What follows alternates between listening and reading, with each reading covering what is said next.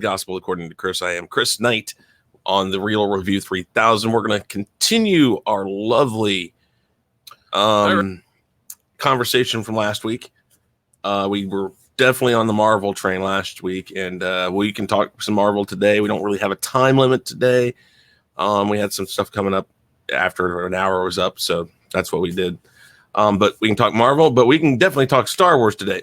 So, PB, since this is your show and you are the guest of honor, why don't you tell us where we should start? Ooh, I think, last week we dedicated the entire hour to Marvel, so I figure we can dedicate at least the first part. If we wander into Marvel, great. If we don't, that's okay. But we can start with Star Wars. Okay. Let's start with the easy stuff. Let's talk about something like our favorite moments and favorite characters. Let's just start off with the soft questions that are easy for everybody to answer, because we know none of it's going to come from the new stuff. So what is your that's true. favorite movie? Let's start with favorite movie, and we will totally omit the new ones. I mean, the Phantom Menace, or not the Phantom Menace, the Force Awakens is all right. I know it's a lot of rehashing and there's a lot of similar themes. Oh shit! But it wasn't we just agree. Yeah, I know. It's crazy. It happens sometimes though. But it wasn't a horrid movie. It was fun to watch. It was a popcorn flick, but it just wasn't the best thing in the world. But for being 30 years after the fact, or 30 years from the 6 to 7, right? You it was all right. It got you going. It was a decent copy paste with refurbished graphics. Yes.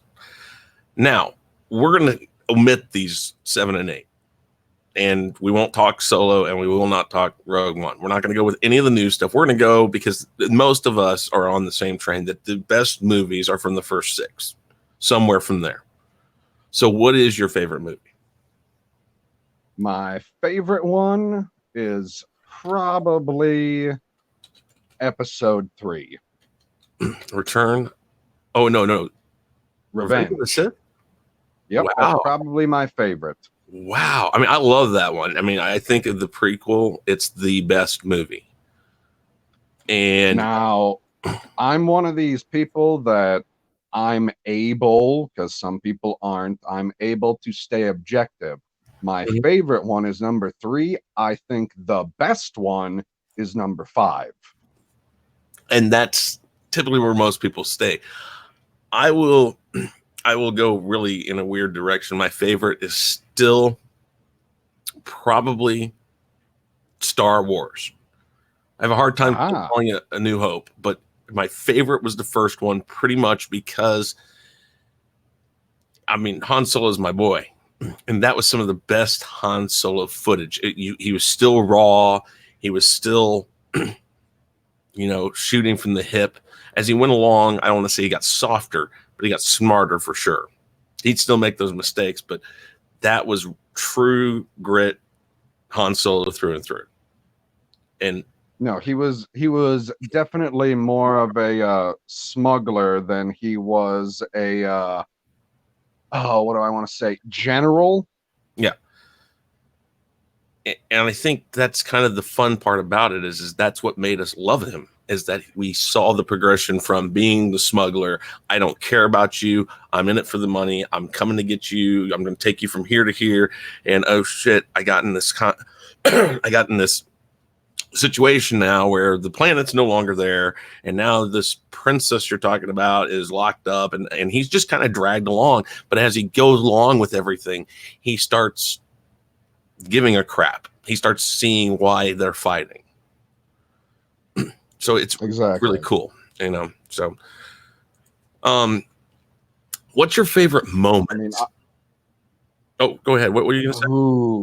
I was just gonna say, a lot of people, when you say you have a problem calling it A New Hope, that's why I always designate them. I just say the episode number because George always had the idea for episode numbers when he started writing them.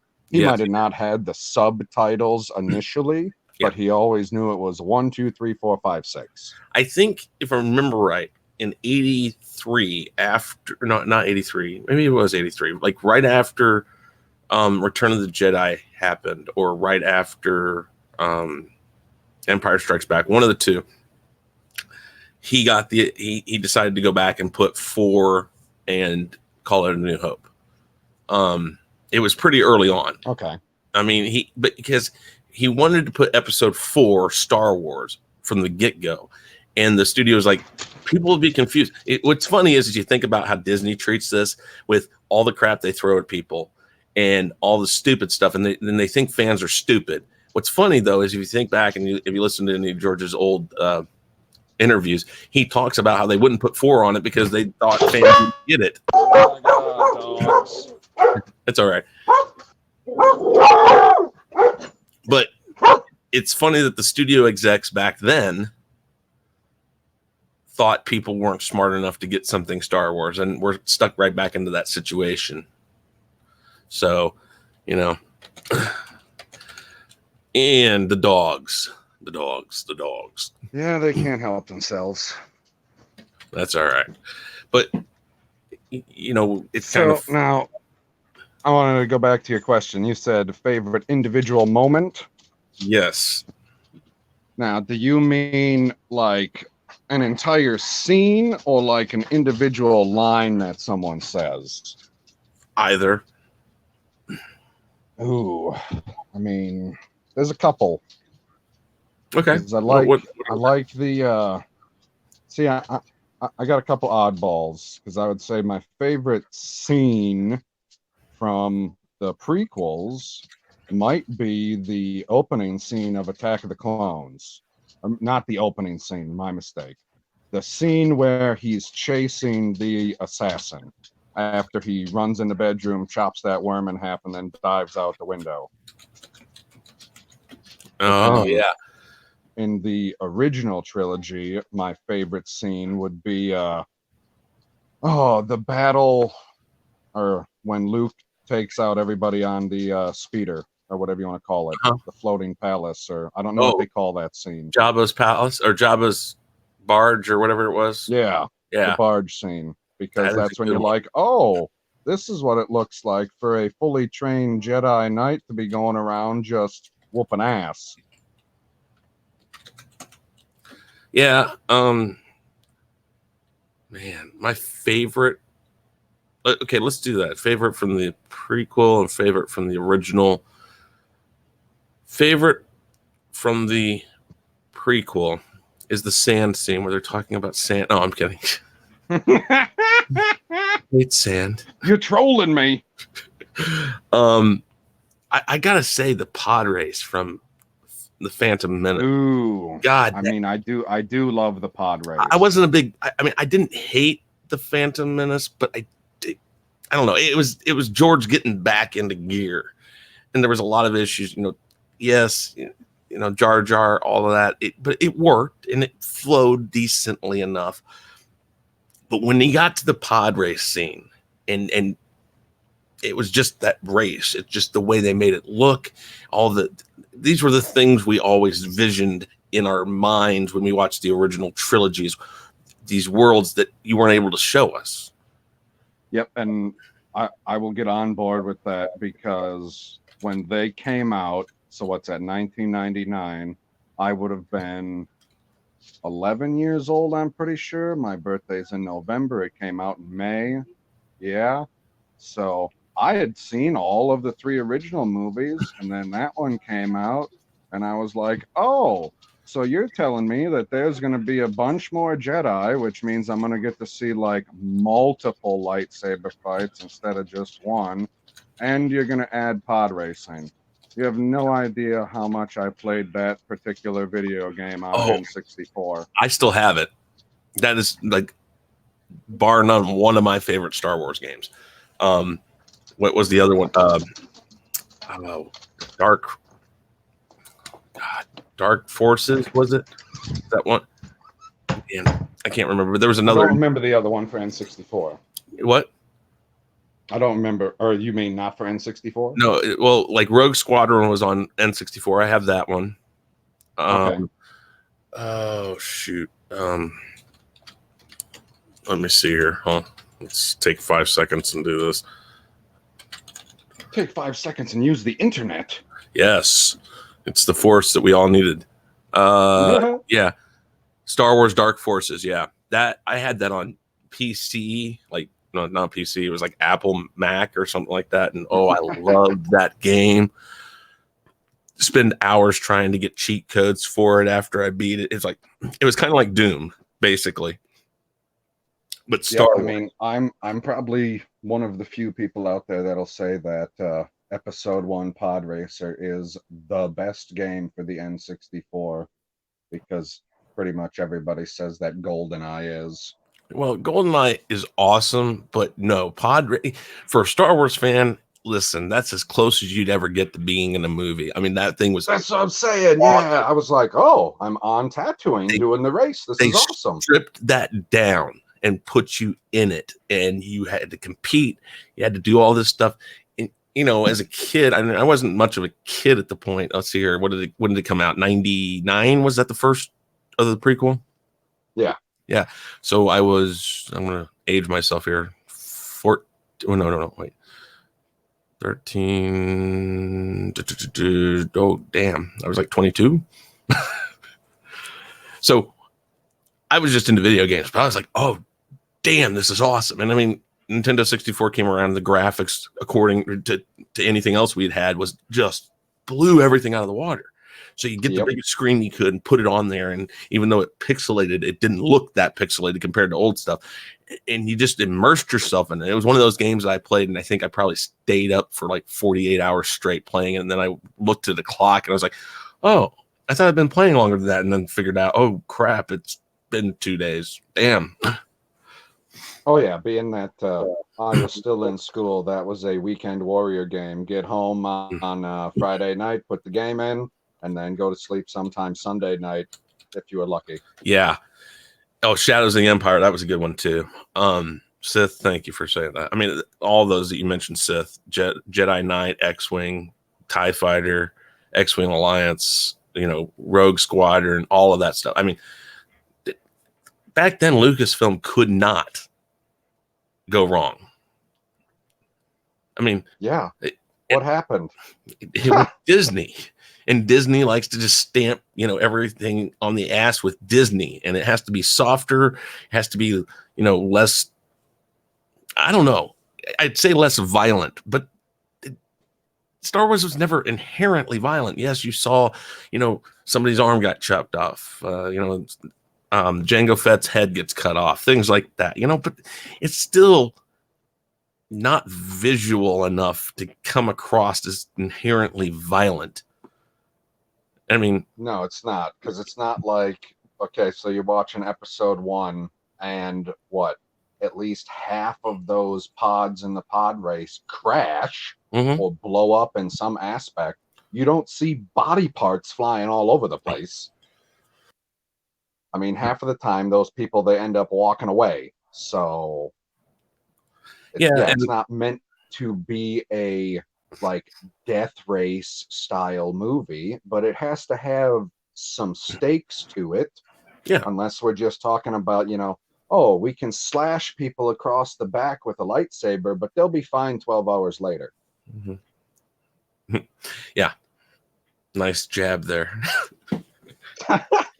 My bad. No, you're perfectly fine. I'm not, I try to tell people as much as I don't know how to word it. I try to watch how I word it. I support, I don't mind. I like kind of The Last Jedi, but I'm really on board with a lot of what you guys say. And I tell people, and I always have to phrase this carefully too. My kind of fandom for Star Wars has allowed me to find a way that it kind of works. Not everything. Not the flying Leia. I mean, I can't remember who I was talking about with it today. Who was I talking with today? Oh crap, or was it yesterday? I don't know. I was talking about it recently, and I said, if you wanted to make a point of her abilities with the Force, all you had to do is have something. Okay, because they took a lot of liberties with ship mechanics and things that they could do with ships in that movie. Right. No, bombers with no shields whatsoever trying to attack something with lasers. Anyways.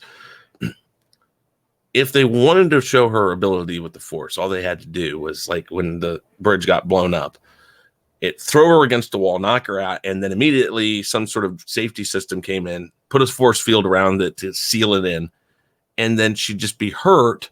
But when they take her to the sick bay, you could say, the only reason why she's holding on is because she's strong with the Force. That's all you had to do. It was very simple to make it believable within the Star Wars universe, but they chose to do the Mary Poppins scene, and that was like one of the hardest scenes for me to watch, because there's absolutely no precedent for it at all,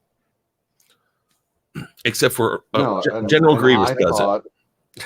And I thought when I was sitting there watching it that the whole time she wasn't, let's say, flying with the Force. I thought when I was sitting there watching the movie that she had, let's say, grabbed the ship with the Force, and since she was in space and there's no gravity, she was pulling the ship towards her, which inherently means she was pulling herself towards the ship because she was smaller.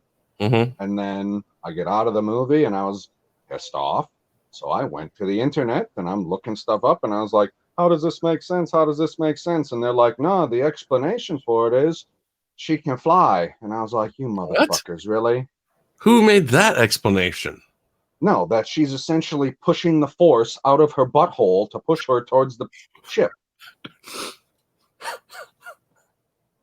Because I thought the whole time that she was pulling herself towards the ship. And then you read everything that Ryan Johnson, Paula Hidalgo, and everybody that works at the story group says. They're like, nah, she's not pulling the ship.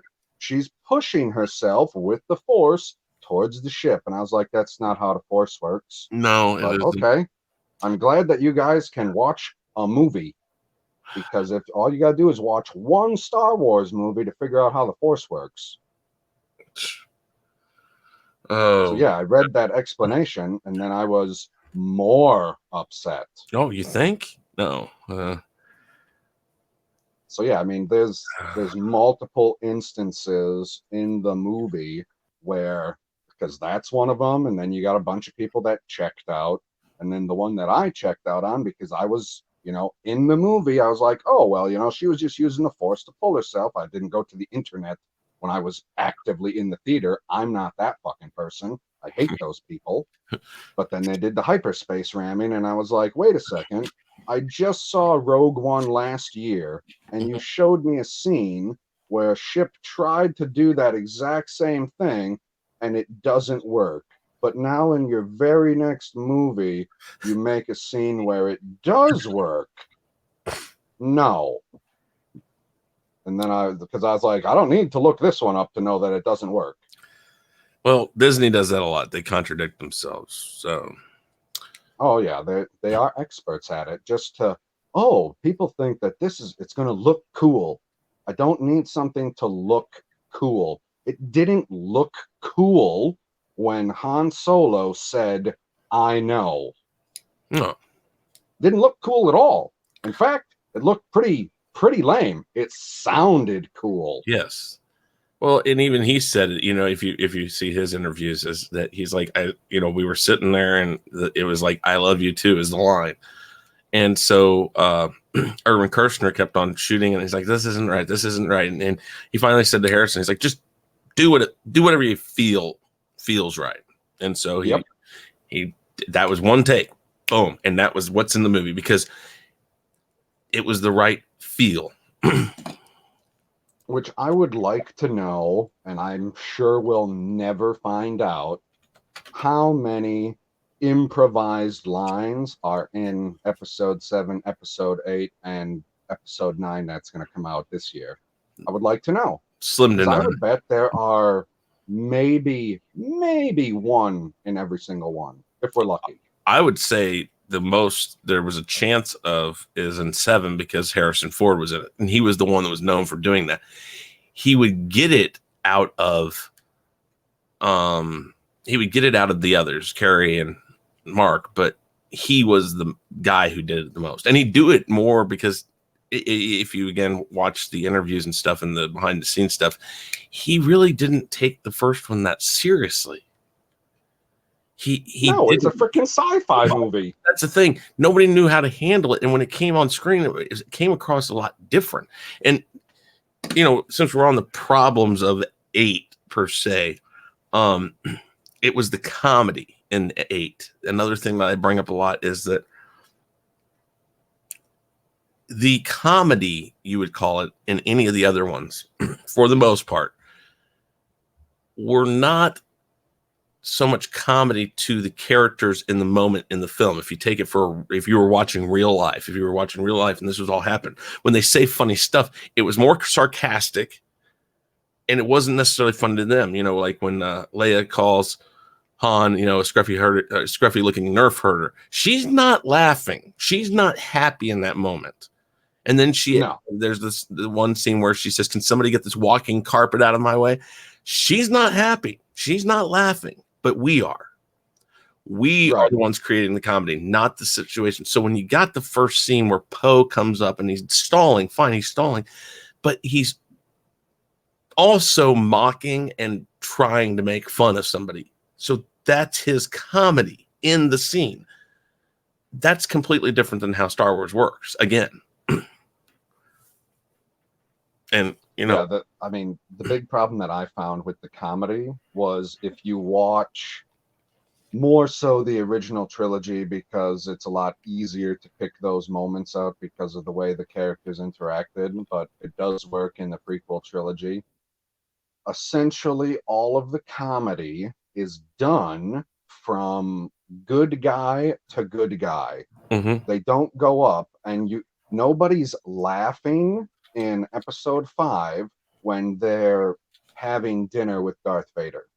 There's no point in that scene at all when anybody is laughing. There are no jokes made. Nobody says anything angrily, like you said, like Leia says something that she's pissed off, and we're like, oh, that's funny because she's upset, but the other good characters aren't upset, so it's okay. Mm-hmm. We're just flying in a ship with all of our with all the characters that we love, so it's not a problem.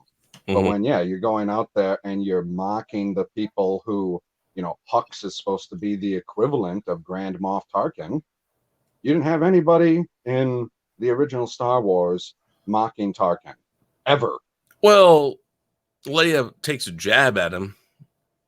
Taking a jab, I feel, is slightly different than doing your mama jokes. Yeah, that's true. and again, when Vader pushes her closer to him and he gets in her face in that scene, it becomes very apparent she is just as scared as anybody else would be. So, right. I don't remember the video that I was watching that pointed it out to me, that they're like, hey, that's a big problem in the sequel trilogy, is whenever they're doing comedy, there's too much of the comedy that pulls away from the villains. Like, you're supposed to be afraid of Kylo Ren, and then you're like, oh, he's just an emo teenager. Mm-hmm. That's true. Because he gets all upset, and you're like, oh, we're supposed to be afraid. He's enraged, and then you're laughing because you see the stormtroopers turn around and walk away. Mm-hmm. So you go right from being terrified to laughing right away, and all of the terror is gone. Yeah. And yeah, I personally don't view 8 was shot like a Star Wars movie. I feel 7 was. Ultimately, it looks like Star Wars. It may not feel completely like Star Wars all the time, but it masks itself rather well as a Star Wars movie. Oh, 7, if it doesn't hold the feeling, it definitely looks like it the entire time. Yeah. It starts off looking exactly like it. It gives you the mysterious scroll, whereas The Last Jedi gives you a ridiculous scroll, and it sets it up. You're like, oh, well, this movie is going to be about them going to find Luke Skywalker. Okay. I didn't think it was going to take the entire movie, but it did. And then right away, they give you a similar style shot of a planet or of a ship eclipsing something. Mm-hmm. Like in the original Star Wars, you see the Carillion cruiser come over, and then you see the big Imperial Star Destroyer come over, and you're like, holy crap. And then in the Mm-hmm. new one, you see whatever, I don't remember the name of Kylo Ren's Star Destroyer, but you see his little cross on the end so that you know that it's his Star Destroyer. Like that was Mm-hmm. little key. And then it eclipses the planet. And then you see his TIE fighters and his silencer go out and they go down to the planet and they start killing people. And you're like, oh, it's going to be that kind of movie. And then he turns into an emo teenager. And I was like, okay, well, I guess I can live with it if you're going to expand upon it in the next movie. And then they didn't. They just kept them exactly the same. Which brings up a really good question. Now, you got to remember, I haven't read anything really about what's going to go on, what they say is going on, the spoilers. I haven't read any of that. I never do. That way I can go into these movies and try to make it work. Okay. But I have read a few interviews where JJ has point blank said, what happened in The Last Jedi doesn't affect the story at all. It works perfectly for the story. Okay. And it's like, I've heard that too. I'm like, okay, the only way I can make that work is, like I've said, is some sort of a force vision that took a whole movie to show that somebody's seeing, or I mean, I don't know. That's about the easiest way I could see it. I do kind of wonder about what they're going to do with Rey. I would be fine if she dies because I don't mind Kylo per se, but I do agree with you on the fact that they do make him look like a whiny little teenager because he never gets what he wants. And so he wants to go into his room and slam his door and go like, well, I want this. And it does come across like that very often. So are you going to go see 9?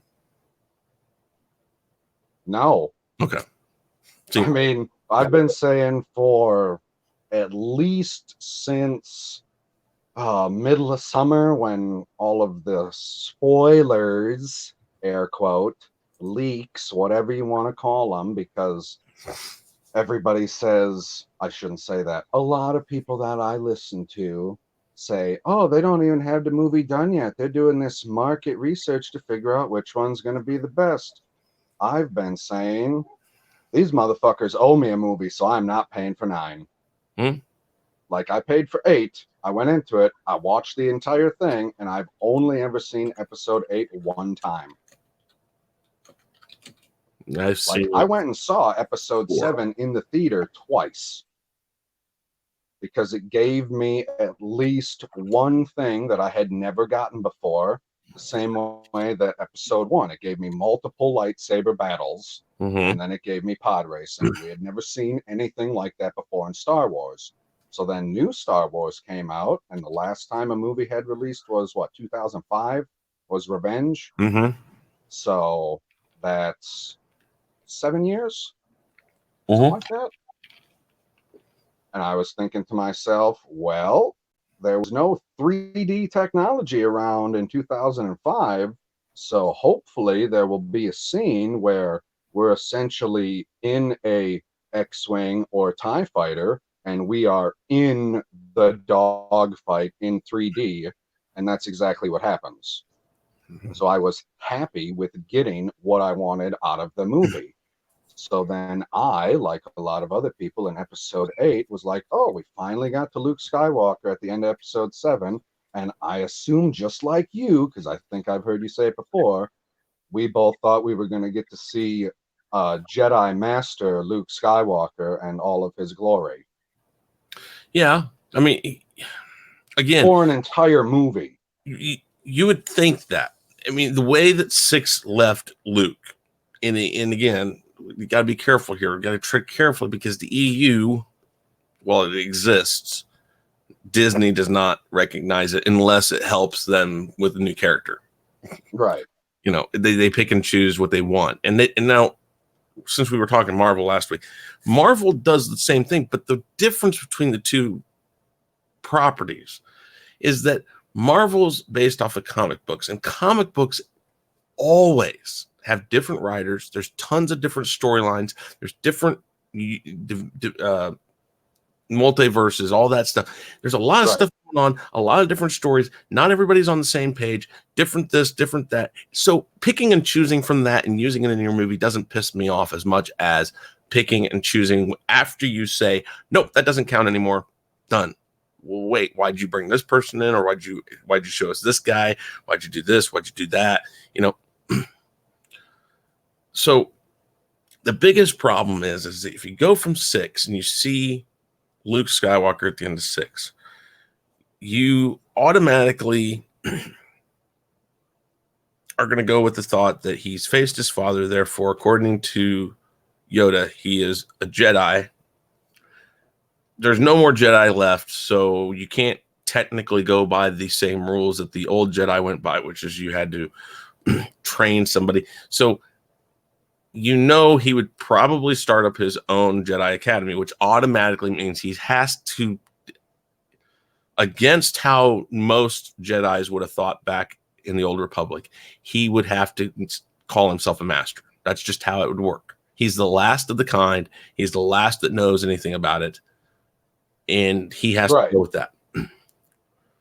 The place that I go different with people is I can understand how that type of a person who has the thought, I'm gonna bring this back, I'm gonna do all this great stuff with this stuff that I know, that when it does fall down, he feels like it's all his fault, and if he shuts himself off to it, maybe it would stop, which is a stupid thought.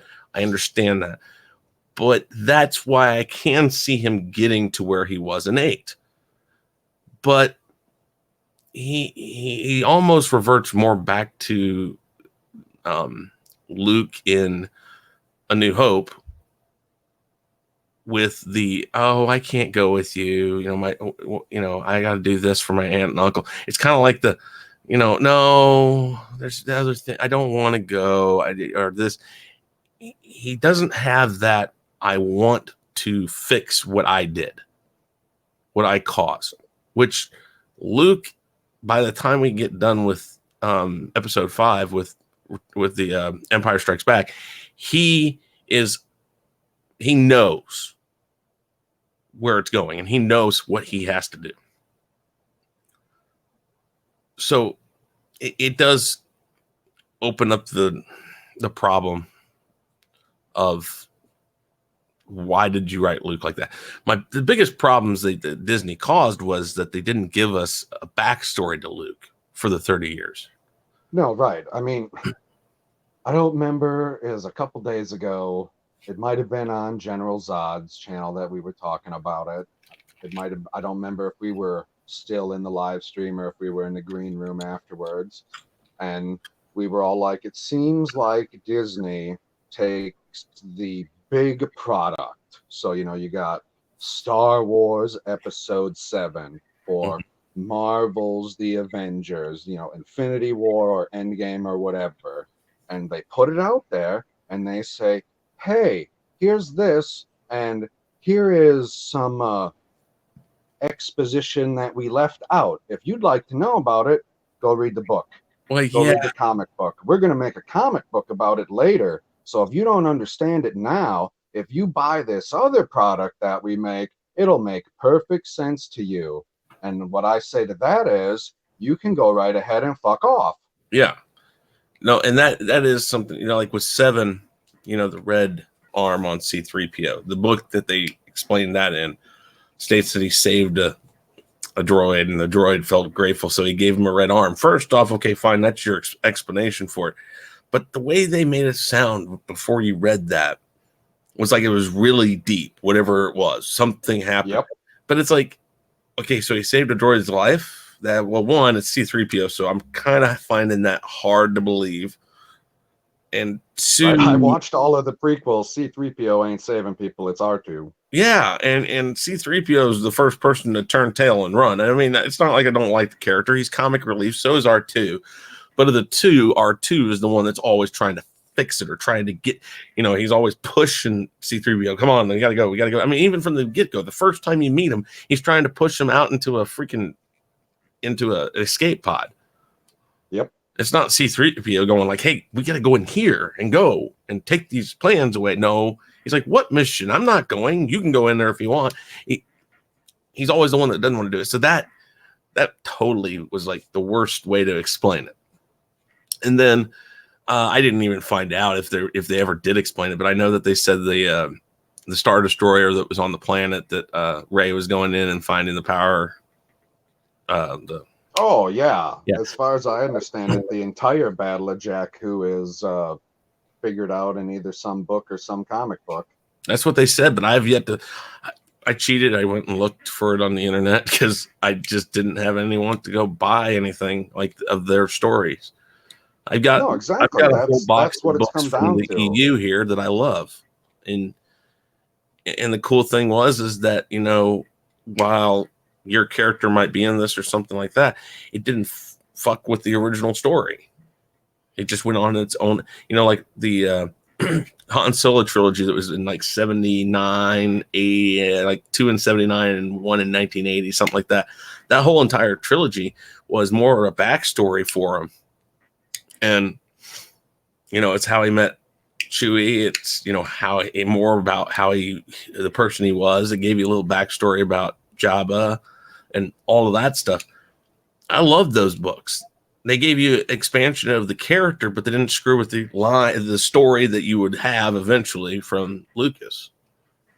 Right, that's the important part, is not screwing with the original movies. Yeah. And so, which that's what Disney is doing, is they're intentionally leaving stuff out of the story so that it can be ambiguous, and they can just, people, we see a bunch of people clamoring for the explanation for this part of the story. I guess we should write one, because I don't think that all of this stuff is even planned. That they put it out there and they go, oh, people like this part of the story. We don't need to write a comic book for that. But they didn't like this part of the story. They don't understand why it makes sense. So we'll just write a story or a little backstory for it. We'll put it in a 5-piece comic book, and we'll release it next year. And then it'll explain everything. And then they can't be pissed off at us anymore because we explained it to them. No, that's not how it works.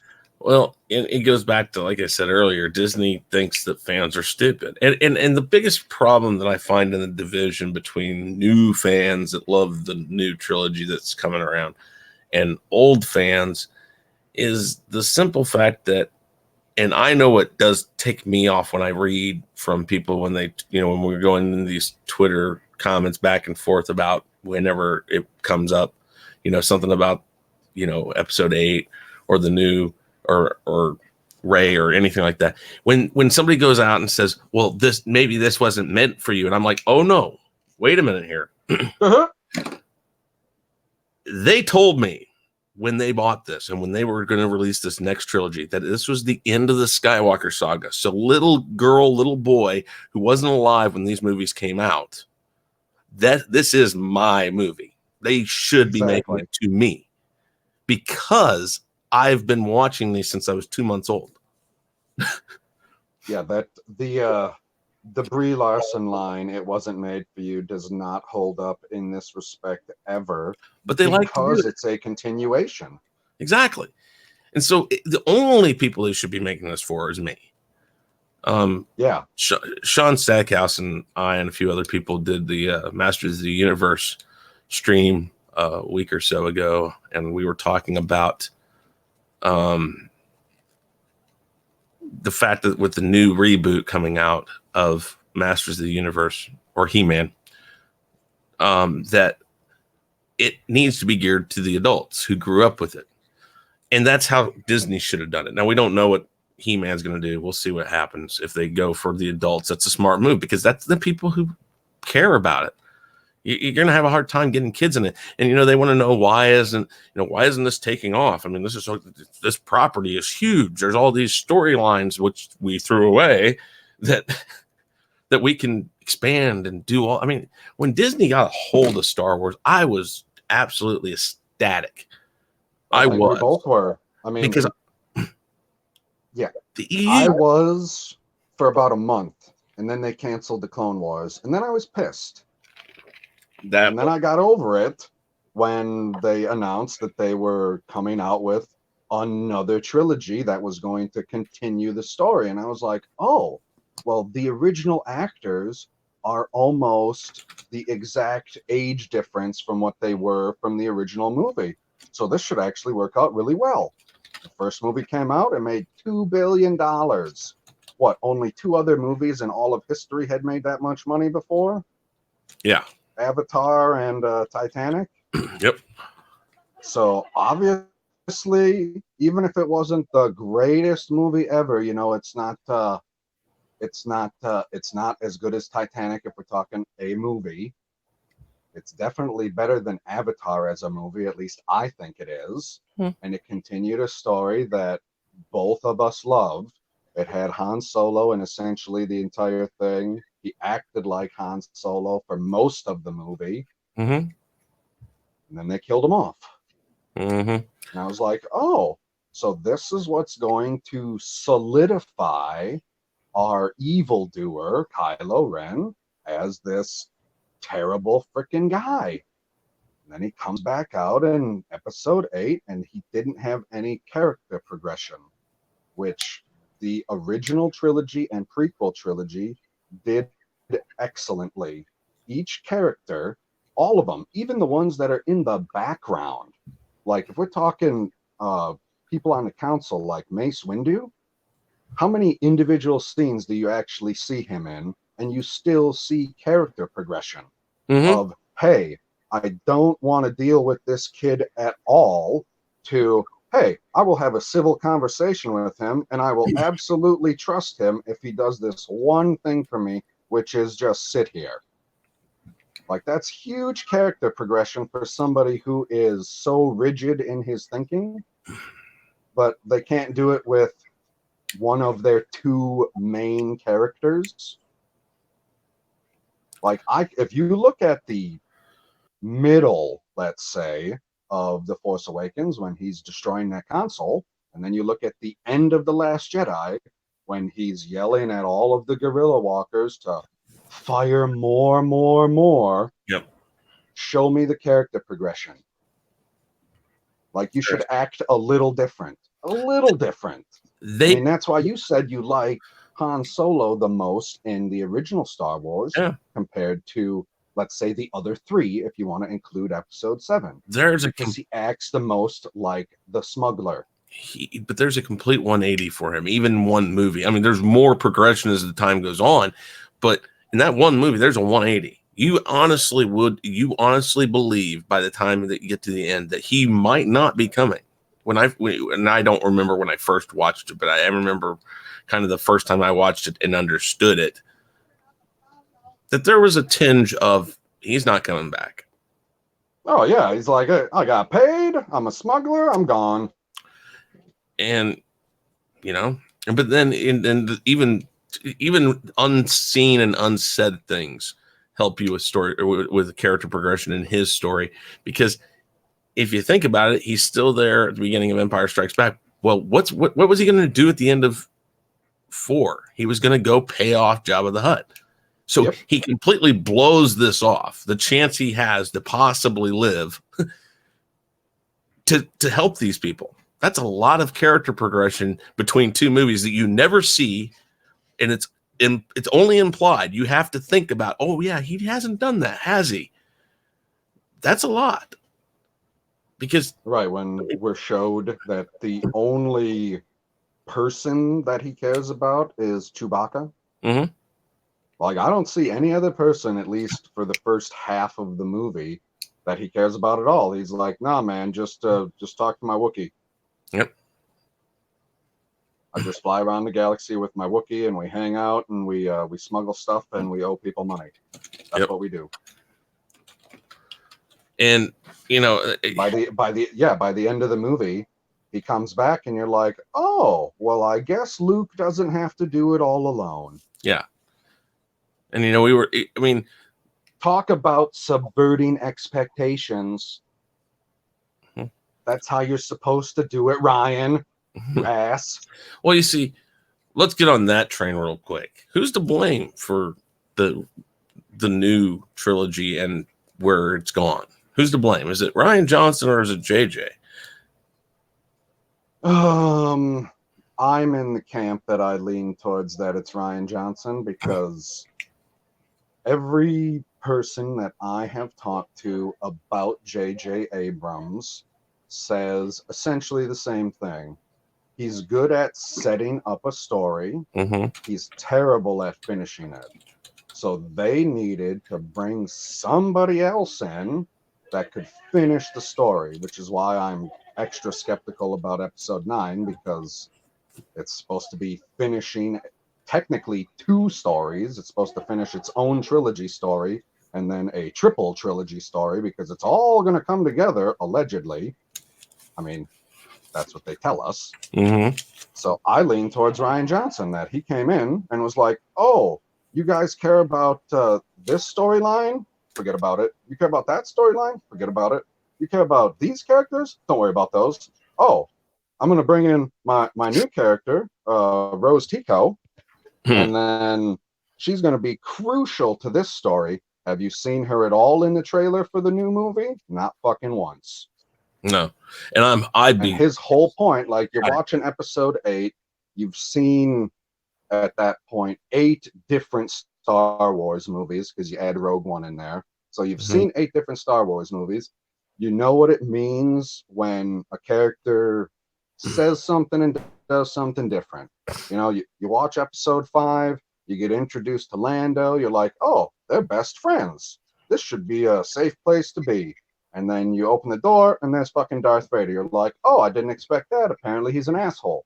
30 minutes later, they turn on Darth Vader and he's not an asshole anymore. And then you get to the next movie, he's a fucking general.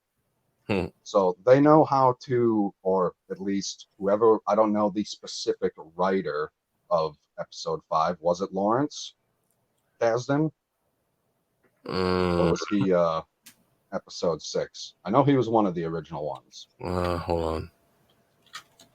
But then you get to episode 8 and he was just like, oh, I don't know if he watched any of the original Star Wars to set it up, but he just decided, I'm going to do stuff totally random.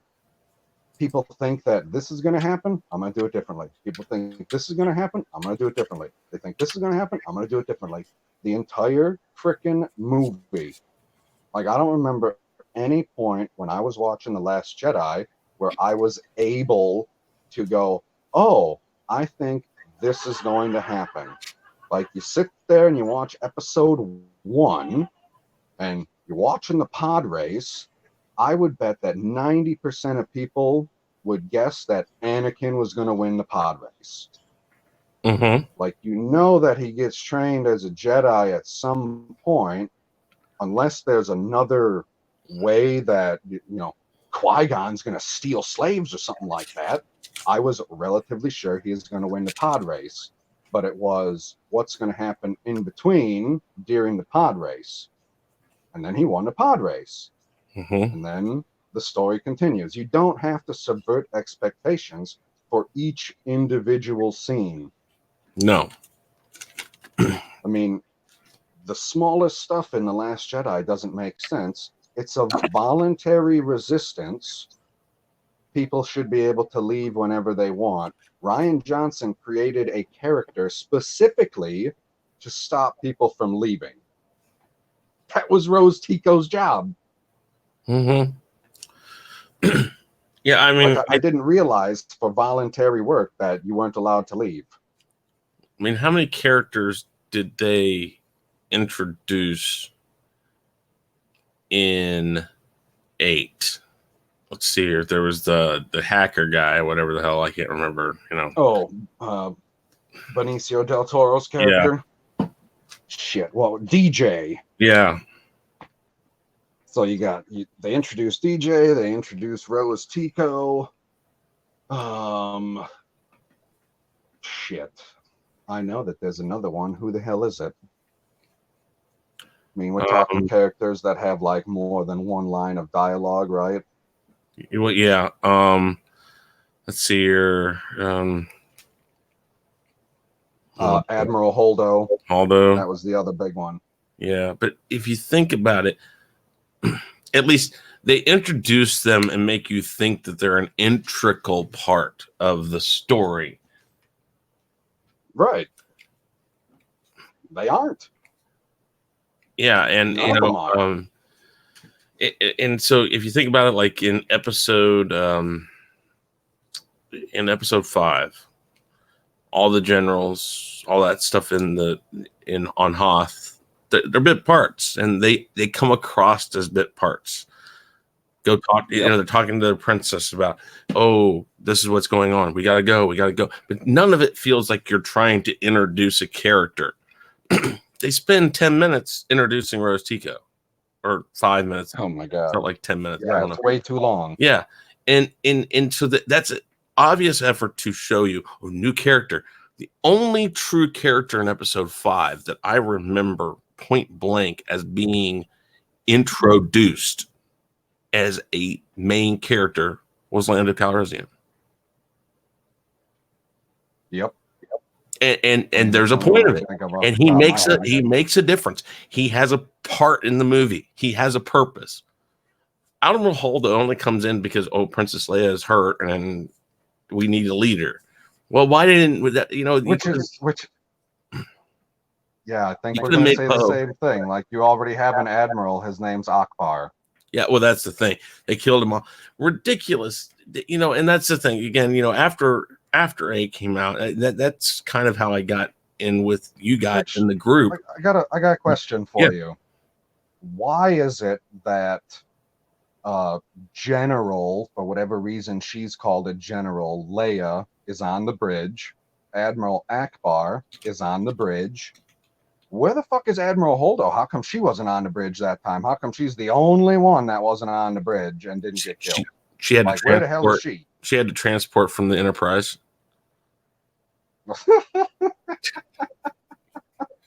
Picard flew her in. Oh, they need somebody. You can get off this ship, bitch. I'm sending you back to your. You can jump to the other one. Which, I mean, the way that they created stakes in episode 8 is so strange too.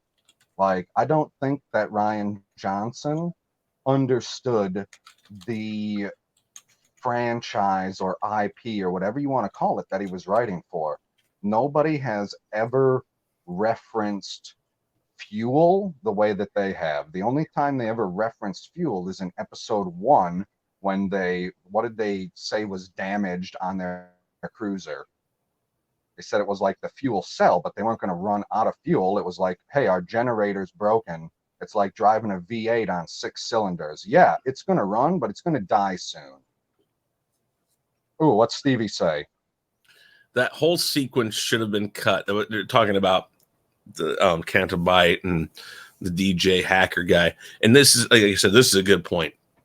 The whole sequence should have been cut to make Rose useful, have her be the hacker that they need, and her and Finn have to infiltrate the First Order to hack the system. That is an excellent idea. And it would have made you care a little more about the character. I go a little short of care because, the end is kind of meh, but that makes sense. He knows his way around this thing anyways. If she and she kind of acts like she knows a little bit about this stuff. She flies that damn ship to begin with. So what did you need? I mean, hell, all Han Solo took to blow up a shield generator was a freaking thermal detonator. Don't they have those anymore? Right. Get on the ship, sneak on the door, turn on the thermal detonator, throw it in, run away. Boom. That's not going to stop it. Cantabite. Yeah. The original Star Wars tells us that to destroy things, you just got to hit the sweet spot. Yeah. And they were there. The Star is huge. It's the size of a fucking moon. He destroyed it with, 2 missiles? Went in the silo or whatever you want to call it, the chute? Or whatever the torpedoes are called. 2 meters. They were proton, or you'll have to use your. Oh God! Now you got me. Oh jeez. But yeah, I mean, I don't think, the point that we started on. Whose fault is it? It's totally Rian Johnson's fault. because I don't see anything in episode 7 that like contradicts the lore of Star Wars. There's plenty of things in episode 8 that contradict the lore, where he goes, "Oh, nobody's ever thought to do this, so I can be the first," like hyperspace ramming. Nah, people been thinking to hyperspace ram, but if you're in hyperspace, you're not in real space. And if you're in real space, you're going to hit their fucking shield. Mm-hmm. And that's like, it can't be both. Those are all valid points, and I always make the reference on that they were going to get to that point anyways. They got to a point in the movie where like, oh, we're almost done with the movie. Wait, we want this ship to be destroyed. How do we destroy it? Obviously, we've made the resistance too weak to do it. They can't do it. So how do we do this? Because it has to be destroyed to get to where they got, in some sense. And they came up with that. Now, you know, I can make reference to why it kind of makes sense, not the physics of it, not the Star Wars reality of it. No, I can't make sense of that because again, Star Wars reality teaches you certain things about space. When Leia gets thrown out in space, she's frozen. It shows her frozen. She's gonna die. She's a person. Yep. And the only person we know for sure that had enough power with the Force to not have death be a problem was Darth Plagueis, according to Darth Sidious. Now, Darth Sidious may have known some of that power and maybe used some of that power, but we're not even really sure how far that power went with him. And so when she's out in space, she's dead. Well, you know, like the scene in Rogue One where Darth Vader at the very end, after the ship gets launched, is sitting there in the cargo area or in the ship area, and the wind's blowing his cape. Well, it's space. The wind would not be blowing your cape. But okay, we can all look past that. But the only reason why I'm with the wind, I'm not entirely sure that there isn't atmosphere behind him in the ship that is blowing past him. And there's possible, like not it's sure. Possible, yeah, exactly. You don't know, but it's not enough of a thing to go like, wait, that's not right. It's not enough because here's the thing: the stormtroopers behind him and himself all have life support systems built. Correct. So it's not a question of why they can survive out in this open space area. Leia goes out; she doesn't have any protective gear, nothing, and there's no answer for that. Right. And so you're absolutely right. You know, and it's like 8 was just there to throw new things at you. And I love the ideas of some of it. I love the force projection. The ability for a force user, because we don't really know what oh God, you see, and they used them so little. Snoke. Thank you. Yes, I got it right there. But Snoke, we don't know exactly if he's a Sith, if he's just a Force user, or what. We know he has the ability to use the Force, and it's pretty strong because he's able to force Haldo around like a rag doll. Right. I mean, there's so much potential for that, and they basically throw him away, which the only time that's happened, and I guess he has a right to because it was his series, was with Darth Maul. You know, but anyways, all the new stuff that they showed was fine, and they tried to get cutesy with Canto Bight and stuff and show you, that again, they kind of fell in the same trap that I think Lucas fell into with the Phantom Menace with, oh, look, I have all these new toys. And he used so many of them in the green screen stuff and all that. And so there was times it just didn't work that well. But the Phantom Menace actually did a much better job. Probably because it was his thing. In this, they're just throwing stuff out there. And like I said, it wasn't shot like a Star Wars film. It doesn't feel like a Star Wars film. It just happens to have your characters. That's because, like, I'll give you an example of the small things that a typical, and maybe even some Star Wars fans, they don't notice. But then if you go back and you look at it, you're like, oh, maybe that's why it didn't maybe feel like Star Wars to me. In episode 8, you see Snoke use his Force lightning, right? Mm-hmm. So we've already seen Force lightning from Sidious and Count Dooku. Mm-hmm. So we've seen how it worked in the prequel trilogy with the level of technology he had at the time, and we've seen how it worked in the original trilogy. It comes out of your hands essentially and goes directly towards your target. Yeah, there might be, it's lightning, so you got a couple going astray here and there. Mm-hmm. But in episode 8, for whatever fucking reason, he decided instead of having the lightning go straight at the target, he was going to have it bounce off the ground because it's lightning. Mm. Not force lightning, it's lightning. And lightning is grounded. So it has to go off the ground because it's lightning. And I was like, no, Ryan, this is fucking Star Wars. It's not Again, lightning, it's force lightning. and you don't apply real world physics to Star Wars. No, the only real world physics that you apply are the ones that you're shown. Like you see episode 2, you see Obi-Wan, or episode 3, my mistake. You see Obi-Wan Kenobi riding that frickin' Gila monster or whatever the hell it is, Mm-hmm. and then he falls. Mm-hmm. Gravity. So Yep. you can apply that there is gravity when you're on a planet that's essentially like Earth. Mm-hmm. Maybe it's slightly higher, maybe it's slightly lower, but it's essentially like Earth. So Mm-hmm. there are some real world physics, but you can't say, oh, this is how lightning works in the real world, so it must be how it works in Star Wars. No, there's no force in the real world. Like stuff that is intertwined with the force has to be taken into account, and he didn't do that at all.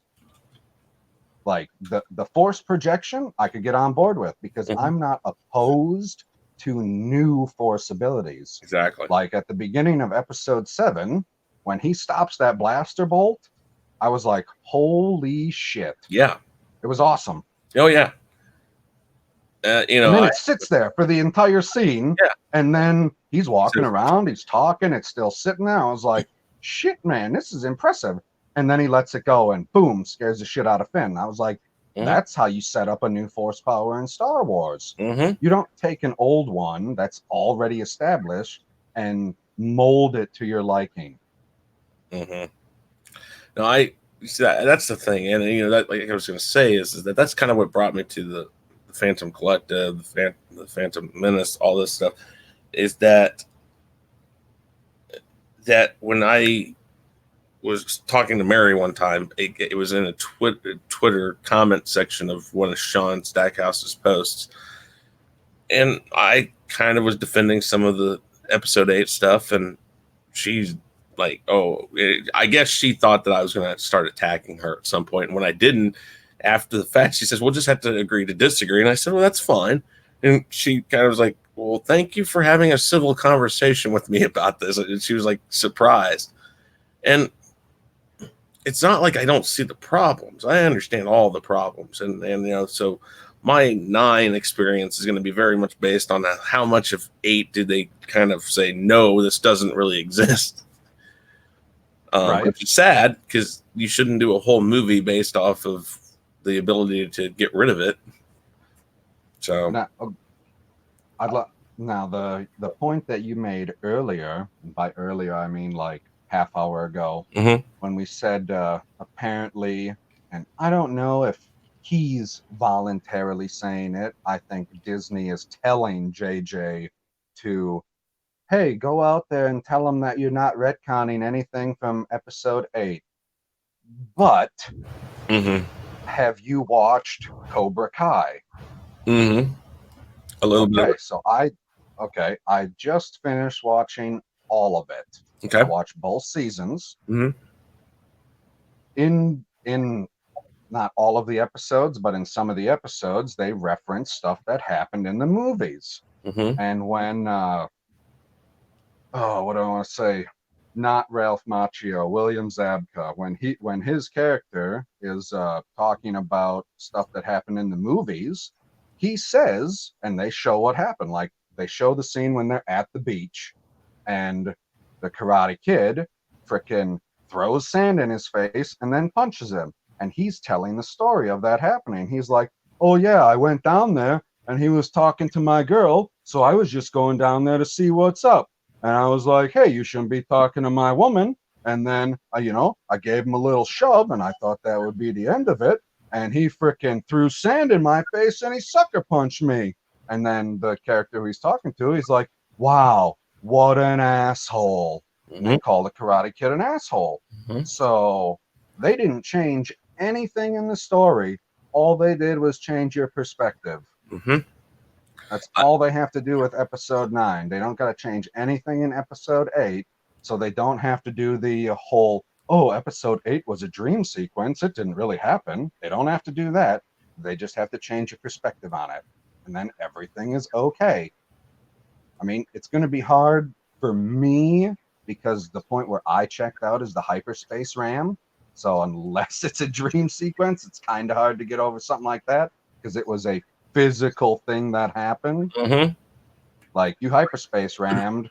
Why don't you hyperspace ram all the time, considering you have droids? Like, I think Ryan Johnson forgot that there's droids in Star Wars too. Like, droids can fly, and as far as I remember, for at least 6 movies, actually 7 movies, because in Rogue One they do it too. I don't think they do it in episode 7. All of the droids do every single hack that you ever need. Ever. I'd never seen a human in any Star Wars movies do any kind of hack. Unless we're talking about hacking dice and Qui-Gon. They have R2. R2 got into everything. Right. It's whatever droid has whatever that little thing is that plugs in. Like, you don't see C-3PO pull up to the computer and start typing away. Ever. It's an astromech droid that does it. Right. It's always astromechs where he's like, hey, R2, I need you to, the elevator's going down. We need to be going up. And hey, R2, I need to get in the door. Help me out. Exactly. Like, I don't think that Ryan Johnson knew he was writing a Star Wars movie. Because if you take episode 8 and you change its name, like, you can just change it to Star Battles. It's probably a pretty good movie.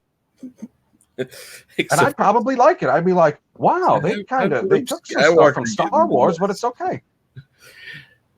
Okay, so when are we getting the scene of Han, Luke, and Leia together? I mean, that's coming up at 9, right? So we were promised. I'm pretty sure that. Oh, so you said you haven't read a single leak at all? And that's the thing. I don't want to hear about it. Okay, well then I won't bring it up. Okay. But I assume that if we are going to get a scene with them, it's going to have to be some type of flashback, right? So do you think that they already have anything where they were in a scene together, or are they going to have to take Carrie Fisher and put her into a scene CGI style? I would assume that they may have already done it. I don't know. See, I mean, first off, I heard that he was still planning, that he had enough footage to do all of 9 with Carrie Fisher from 7 and 8 stuff. And that the idea that he had for this to be Leia's movie, supposedly, or more about Leia, because like the first one's more about Han Solo, the second one's supposed to be more about Luke Skywalker, this one's supposed to be more about Leia. Supposedly, he still has enough to do that. So I would assume that they probably did something ahead of time, but I don't know. I just think it's kind of stupid now because Han's dead. At least I assume he is. I've always hoped that he'd come back, but I don't know. And it's. Oh, you think he's gonna put? You want him to pull a Darth Maul? I don't know about Darth Maul, or well, put it this way: the easiest way. I mean, that's the closest comparison I can come up with. Somebody who wasn't appeared to get killed and fell down a stat or a lightsaber. Lightsaber cauterizes a wound. Yeah, right. You have a permanent ulcer forever. Okay, I got it. But well, actually, you've got a permanent colostomy bag forever, I guess. Sure. But so if they bring Sidious back, if he actually comes back, which I don't think they're going to do, I still expect like some sort of hologram or holocron, something like that.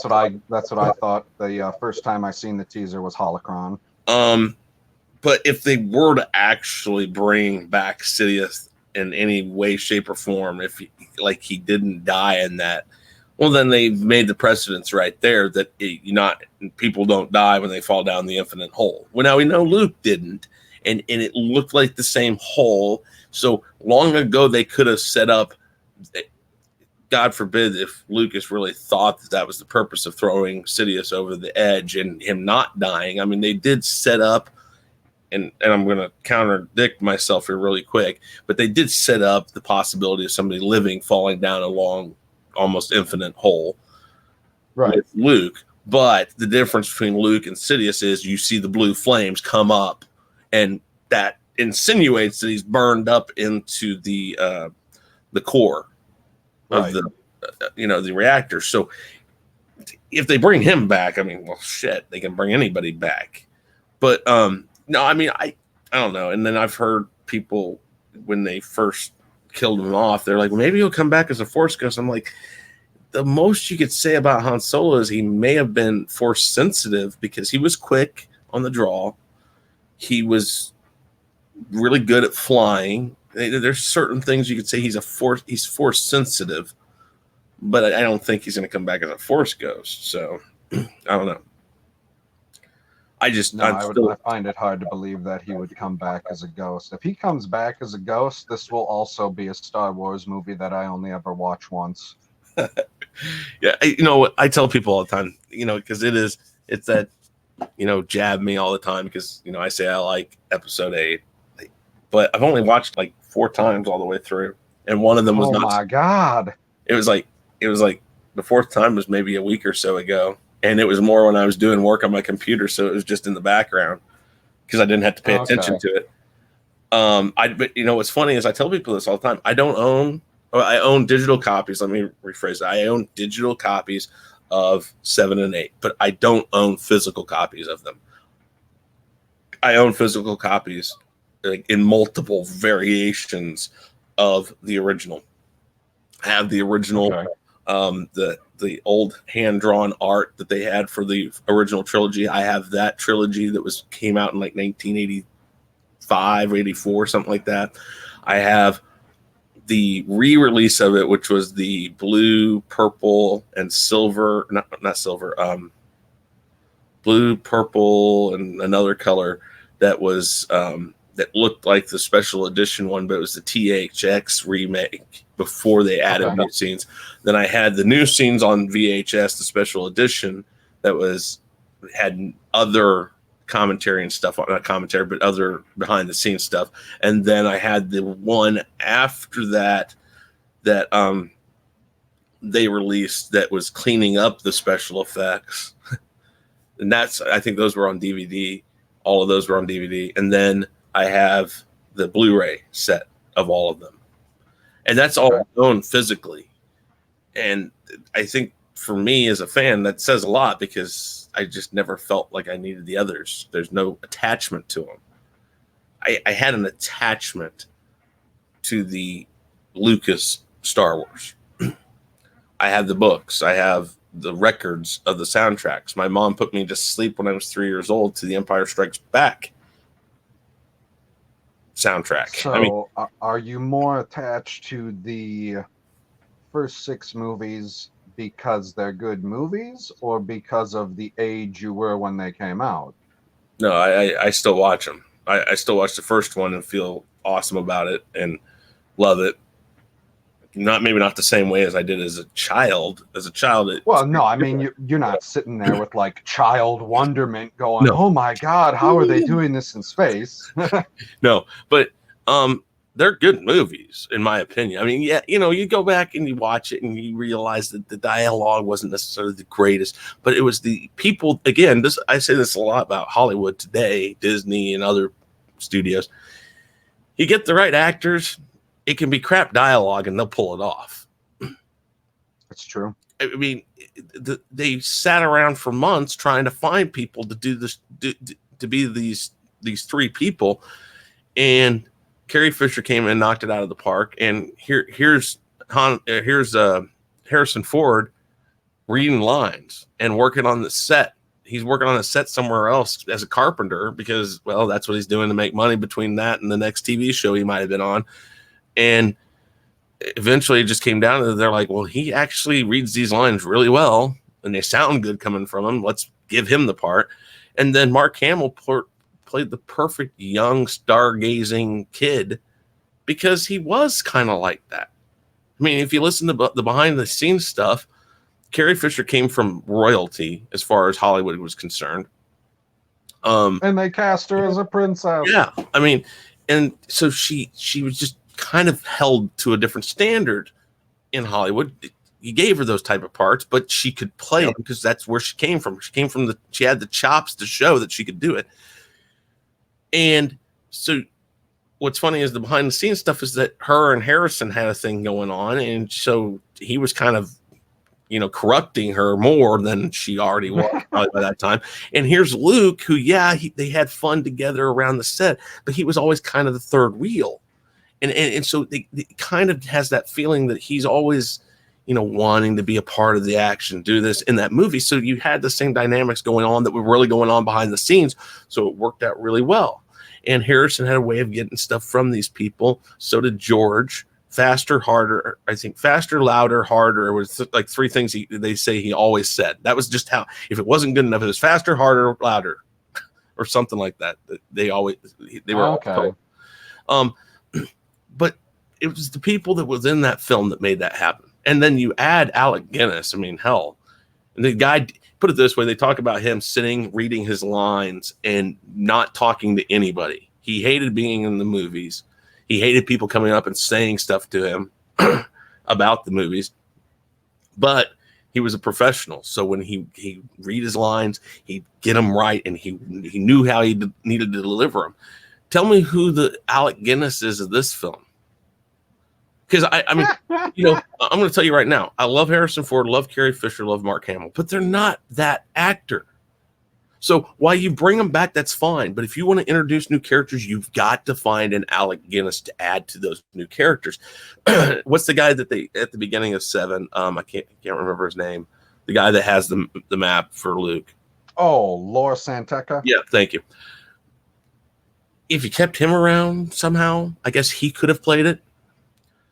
But they don't. They don't utilize that type of a character, and you don't have to. Again, you don't have to have him for the whole trilogy because they didn't use Alec Guinness that much. They brought him in for like a weekend and did a few lines, got the scenes out, and we're done in 5 and 6.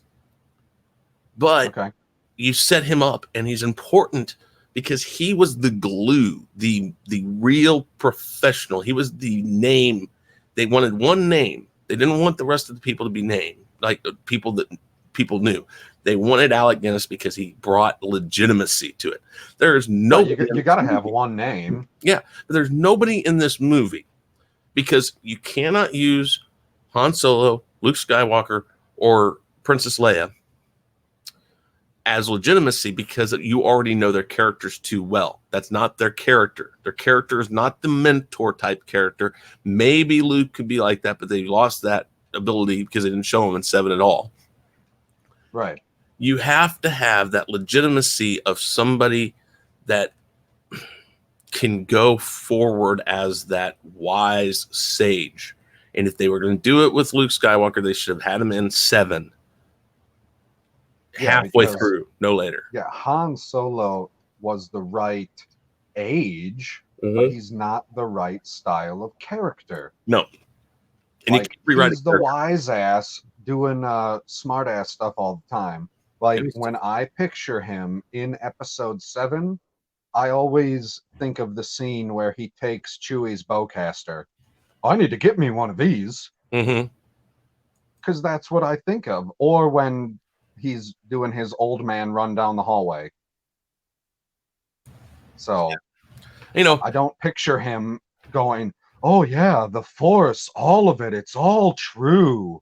No, that's not him. He could have said, I didn't think it was true, but I've seen some crazy shit in my time too. That would have been a good line. You see, that's the thing. I've told people I loved seeing Han Solo one last time, but he phoned it in.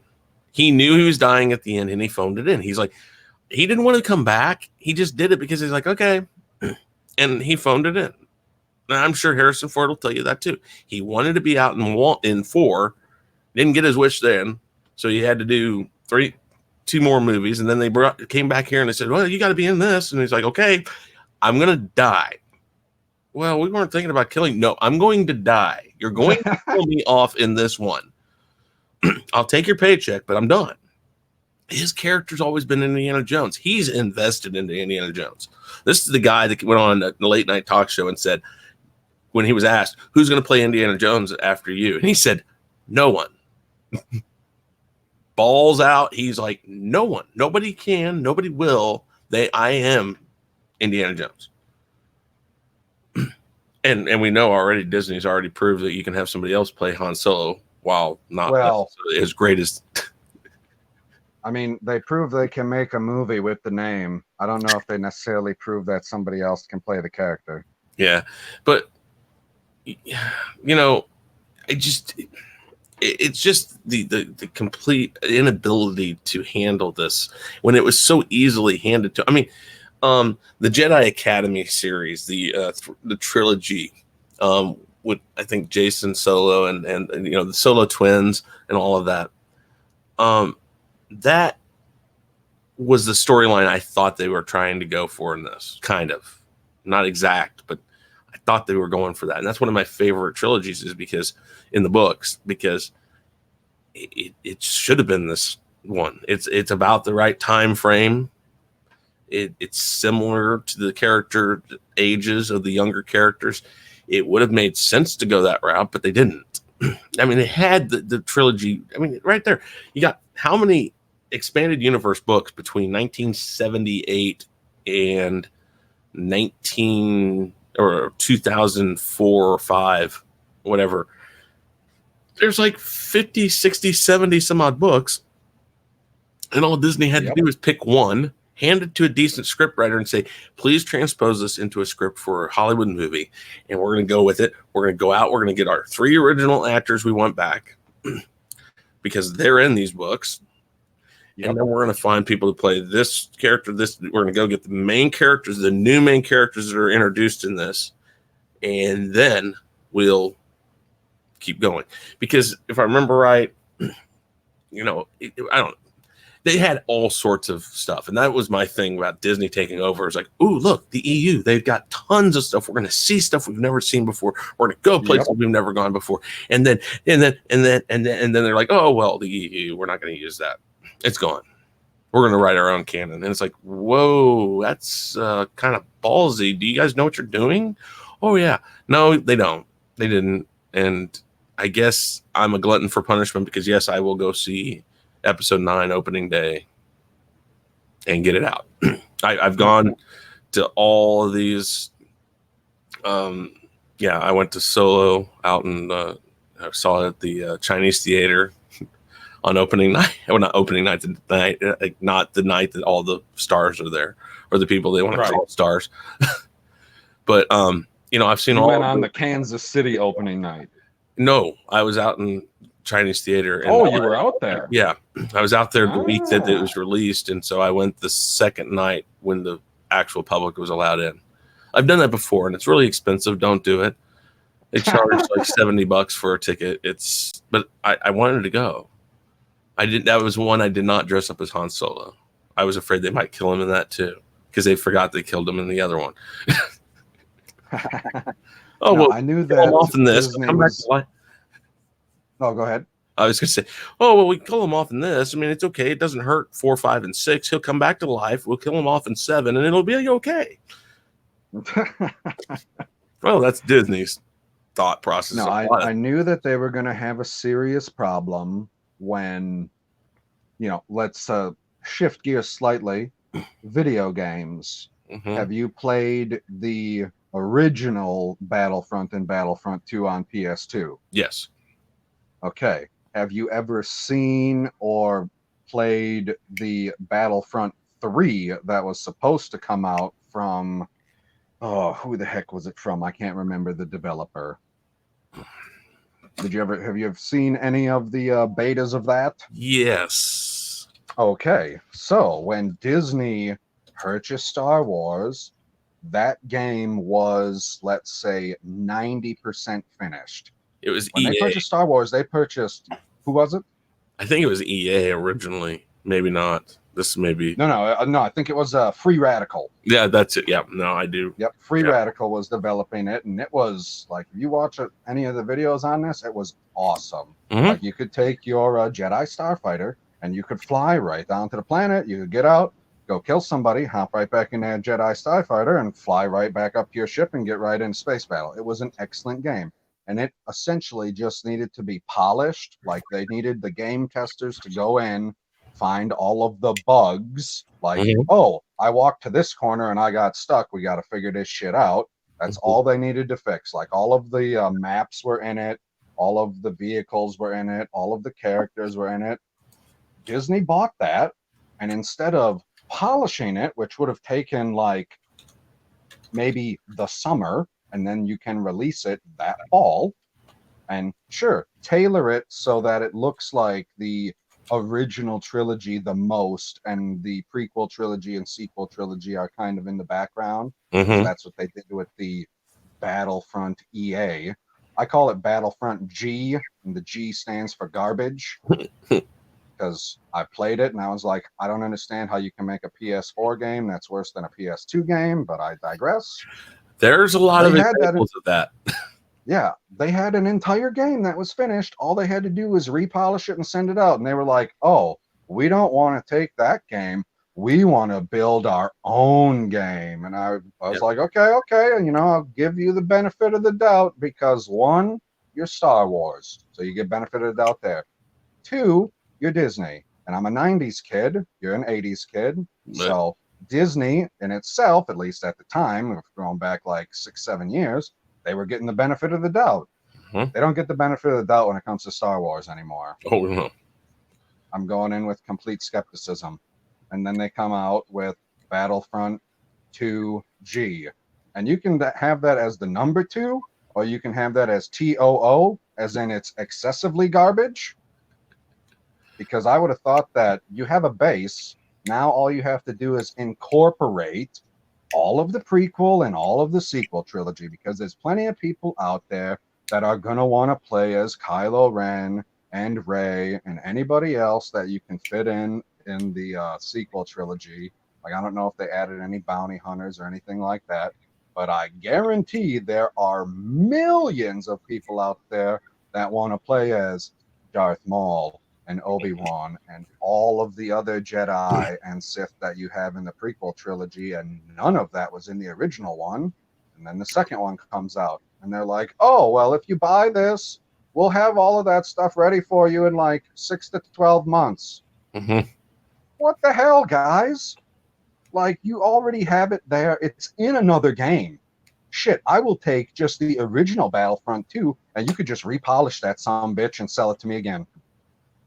Like, I don't need these new games. I will take the old ones. Just give me some PS4 style graphics and put it in. I'll be good to go. Mhm. Like, they think for whatever reason they need to, quote, make it their own. No, you don't. You own the brand. It is your own.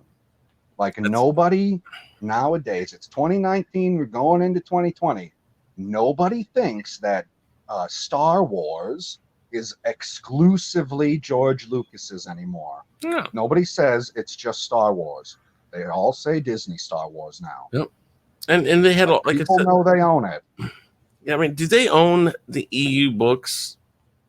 As far as I know, they own everything, That's which my is point. why if they reprint an EU book now, it has to say Legends on it. Yeah, which is what's the point of that? It's like so. What the point of it is, it turned all of the original EU books into collector items. Yeah, and well, So if you own like the Thrawn book, yeah, and it's the like first edition, and it doesn't say Legends on it, now that book is worth exponentially more because it's not the reprint from Disney. not my book. My book's paperback, and it's probably cover is probably taped on. I listen, as a kid, it was like a Playboy magazine. I didn't play with it, but I read it excessively. I mean, I read so many of those things over and over and over, flipped those pages backwards. Yeah, but I mean, I have a lot of that stuff, and I just wish that they just bring it back and say, hey, look, we're going to start making movies out of this. I mean, even some of what I've heard, though, is they're going to go back and do the Old Republic movies. And it's like, isn't that EU? Oh, well, I mean, a lot of the stuff they do is EU, but it's been cherry picked. Like I was talking to Lethal Lightning a couple of different times, and I know we were messaging on Twitter, and he always says, well, you can't do any of that stuff because the EU isn't canon. And I was like, okay, well, that isn't the point. The point is, what aren't we allowed to do anymore because of the established story? Like, which characters can you not use? Which stories can you not tell because of the way you've set up the story now? Like, you've told 7 and 8, you've told Rogue One, and you've told Solo. So you've added to the story, which means a couple of things have been adjusted. What can't you tell? Because I'm sure there are plenty of things in the EU that you can still, you can tell the story. You can still tell it. You can't say, oh, well, it's not canon anymore. Yeah, but it can be recanonized. Nothing is stopping them from recanonizing old stuff unless the story they've already told prohibits it. Like when they brought Thrawn into Rebels. Everyone was like, oh, well, now Thrawn is terrible because the Rebels are essentially just kicking him around.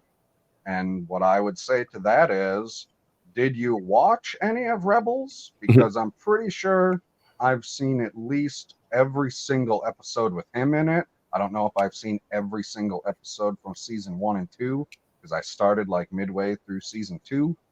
I didn't start at the beginning because I thought it was like a real childish show, like worse than Resistance, but it wasn't that bad.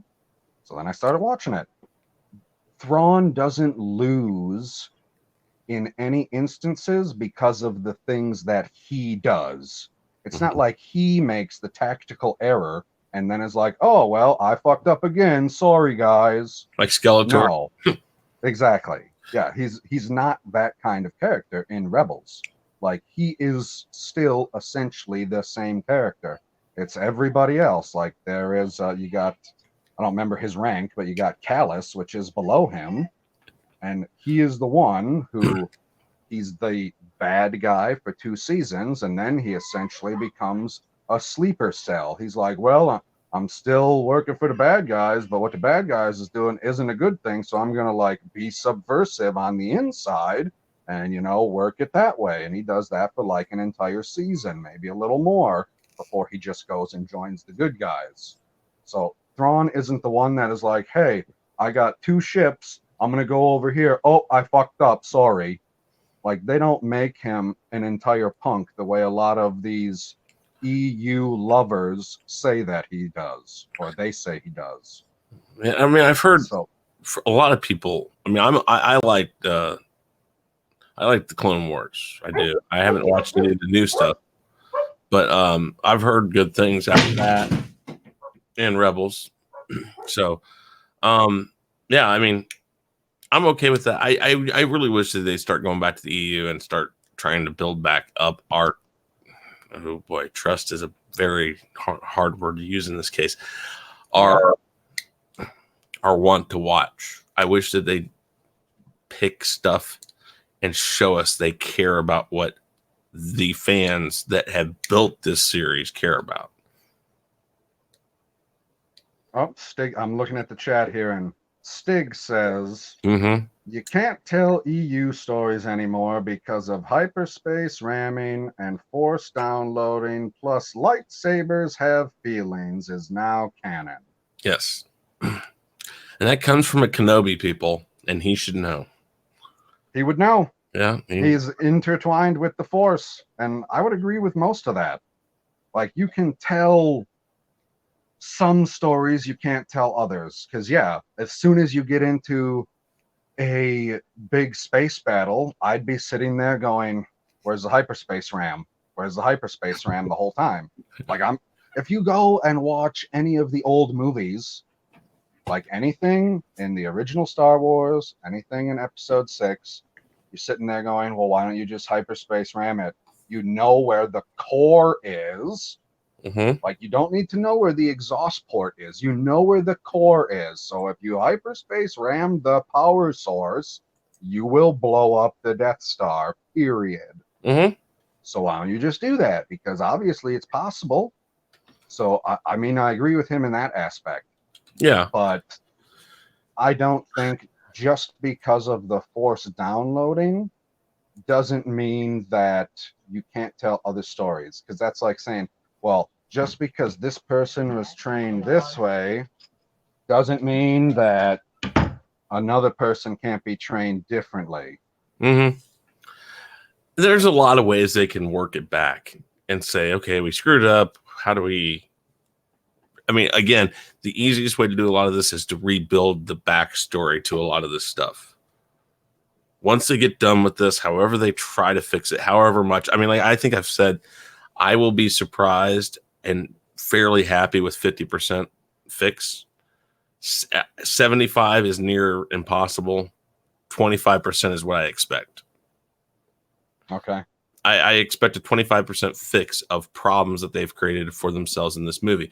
Now, if they fix 75% of it, and if the truth of the matter is that they did bring in George Lucas, it's going to be all attributed to George Lucas. So they come out and say, well, we had George there kind of helping us through this one. Everybody's not going to believe Disney can do this. They're going to say, you had to bring the guy that created this back, and he could only fix this much of this movie. That's how fucked up you guys made it. That's what people say. And it's going to make them look worse. I don't think they're going to admit to it. Although if I was George Lucas, I'd come out after the movie. Yeah, what you got was because I was there.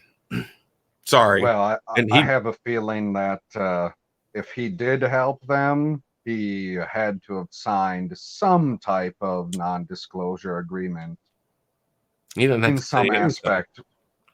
Unless they told him he has to be completely silent about helping, which I don't know why he would. I don't know. I don't think his ego would handle that. Talking about egos, I know a little bit about egos, so I don't think I would sign that. I mean, I'd be like, oh, no. I won't talk about what I helped with or how I helped exactly. I'll just go out there the day after the movie is released and see how good that movie is. And people go, well, there's still this problem, this problem, this problem. I said, I know, I couldn't fix every damn thing. What do you think I am? A miracle worker? Exactly. I mean, okay. Yeah, I don't see how it's possible to fix everything unless they do the dream sequence. That's the only way that I can think of.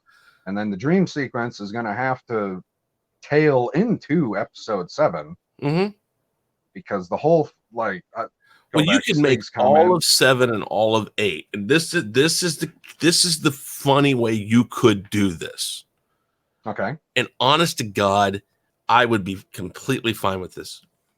This be some sort of thing where Luke has not entrapped himself, but put himself someplace, exiled himself the same way that he is in 8, but not in a way that he's a punk, but have him seeing where this is going to go and then bring it way backwards to actually where he, right before he thinks about killing Kylo, and then change his mind about going in there. He knows he's going to go, and then what he does in the first part of this movie is find Rey. He's like, and I don't want to make Rey this all God knowing. I don't know what they're going to do with her, but if you wanted to do this, you go back, he finds Rey and he says, I have got to train you. I've seen this, and even though Yoda's told us you can't always see the future, he's like, you have something to do with this. I mean, that's the point that you made, Yoda says that they can't see the future because it's clouded by the dark side. Exactly. There is no emperor around anymore. And as far as we're told in the movie, Snoke isn't exclusively a Sith. No. He just has Force abilities. But if you pull it all back to that very moment, To that moment, that's going back a ways. it is. But one, you can then introduce the Knights of Ren and it will make sense. It will be like, okay, I got you now. Okay, we're gonna meet them because now we're right where they were. He can leave the Jedi Temple. He could not leave the students that he thinks aren't going to leave. He can save the students and leave the ones that he knows are going to turn, or that he thinks are going to turn, which is automatically dooming them to do so. Okay. And he can attempt to counteract. And then instead of getting everything several years later, you can literally have this final battle before all of that happens because he proactively goes after it. Okay, how about I'll make one slight change. Okay. Keep everything set up the way you had it to the point where Luke said he had to go out and find Rey because he has to train her because she's super force sensitive, let's say. You know, she's essentially like Anakin. Mm-hmm. He's like, oh, you know, you're similar to my father. I had to find you because you're going to be strong in the force. Mm-hmm. So then he brings her back to the temple, and him, you know, essentially picking a new best student makes Kylo Ren jealous. Jealousy is a path to the dark side. I like that. And then he's like, oh, well, you know, you've been training me since I was a baby, and you told me that's how Jedi are supposed to be trained. But you just went out and found this kid that was exactly like my grandfather, and you think that she's supposed to be better than me? I'll show you. Yeah. And then he corrupts, you know, a handful of people that turn into the Knights of Ren. Mm-hmm. I mean, that's how you could do it. And I mean, then I guess you could also bring Han back and Leia back and whatever. I mean, it kind of convoluted, but it would make more sense than what they've led to.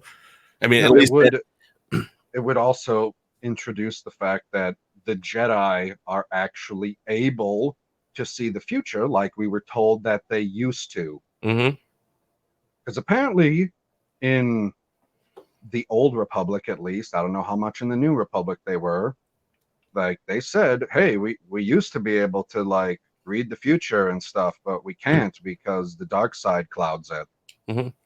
But we like, have well, maybe you should go someplace else so you can like turn a light on. And that would make sense why he would exile himself, or maybe in his temple he's able to do that. Ideas, doubtful they'll go that route because that would basically be them saying we were wrong, we're sorry, we're fixing it, sorry. That I mean, well, that goes back to kind of where we started with you know, who messed it up, and JJ saying that, oh well, 8 didn't change anything on the outline. And I would say, well, 8 probably didn't change anything on the outline because you didn't have an outline. No. And the funny thing is that, again, it would explain all the crazy things that you see in 8 that make no sense because if it were some sort of a dream or a vision, it wouldn't all make sense exactly because he's seeing splinters of time. And that would also make sense why so far at the end of 7, that's when you first meet him. He's like, okay, so they seek me out. Why am I at this island? Oh, damn. Oh, and then I tell a story about how I'm going to kill him. What? He's got the dark side in him. And then he comes out of it and he's like, feels it. And he's like, oh, crap. Okay, so if I go after him right now, which I wouldn't do because I'm not that person. Right. If I go after him, I start this chain reaction right now. Perhaps I go and do what you said. I go find her. I bring her back here. I start to train her. and we'll see where that goes. And when then it doesn't really change anything, Kylo still goes to the dark side. Snoke has still gotten to him. Hey, basically you're making 9, 7. Right. 7 is 8 and 8 is 9. And wow, I think we need to be hired. I do. I mean, yes, there's the script and everything else, but I think we might have something here. Yeah, I mean, I'm not a screenwriter, but I can come up with ideas. Oh yeah. Like, I don't know how to write dialogue, but I don't think that Ryan Johnson does either. Oh God, no.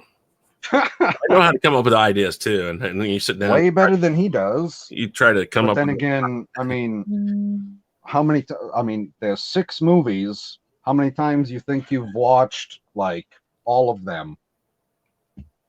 Hundreds? Oh yeah, no, I saw all Thousands? the originals in the theater originally when they did the re-release in THX. They showed them, and then after that, they did the special edition and they showed those. Then when the Phantom Menace came out, they showed the first 3.